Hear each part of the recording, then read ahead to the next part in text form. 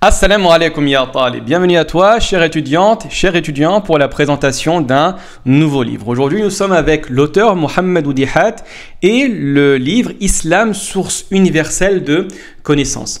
Alors, ce livre s'intéresse à une question extrêmement précise, à savoir quelle est la solution à apporter au monde musulman pour sortir du sommeil dans lequel se vautre le monde musulman, aussi bien arabe que non arabe.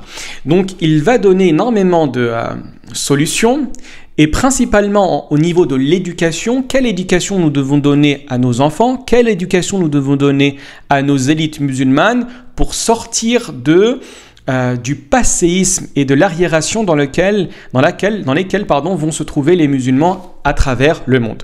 Alors l'auteur va commencer le livre par présenter le malaise profond du monde musulman et principalement parler de l'histoire de la colonisation, de l'éducation, mais également les problématiques au niveau économique. Et il va dire par la suite que l'une des plus grosses problématiques, la quadrature du cercle, si on peut s'exprimer de cette manière-là, va se trouver au niveau de l'absence de vision du monde musulman en termes d'éducation, mais également en termes de ce qu'on appelle en arabe shahada, c'est-à-dire le témoignage que la communauté musulmane doit faire pour le monde. Et donc, il va donner la solution, à savoir réformer l'éducation et principalement en supprimant la dichotomie entre enseignement laïque et d'un autre côté un enseignement qui serait islamique.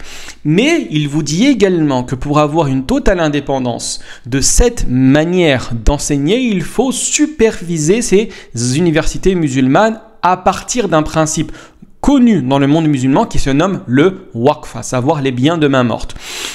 Faire en sorte que les musulmans payent eux-mêmes ces différentes universités loin des différentes influences de l'État. Et par la suite, le reste du livre se manifeste sous la forme d'un mode d'emploi. Mode d'emploi de l'université islamique. Quels sont les cours?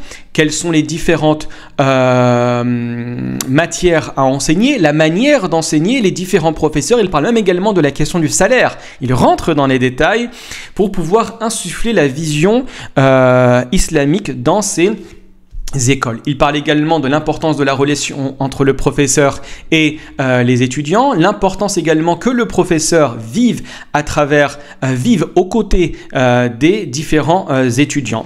Et donc, il fait une présentation en long et en large de ce modèle de l'université islamique et il va, comme j'ai dit, présenter les principes de l'enseignement islamique à partir principalement du Coran, mais également des travaux qui ont été réalisés par l'un des plus grands penseurs musulmans, à savoir Al-Farouqi, en parlant de l'importance d'avoir des cours centrés autour de la question de l'unité, du tawhid, etc. Et à la fin de ce livre, il va simplement présenter un plan de travail qui va être utilisé pour pouvoir mettre en place ce programme. Donc c'est un livre très facile à lire, extrêmement intéressant si vous souhaitez comprendre la problématique de l'enseignement dans le monde musulman. Il fait approximativement 150 pages, vous le lisez très facilement. Et je vous invite, Allah barik fikum, à vous le procurer. Donc Mohammed Oudihat, Islam, source universelle de connaissances. Wassalamu alaikum wa rahmatullahi wa barakatuh.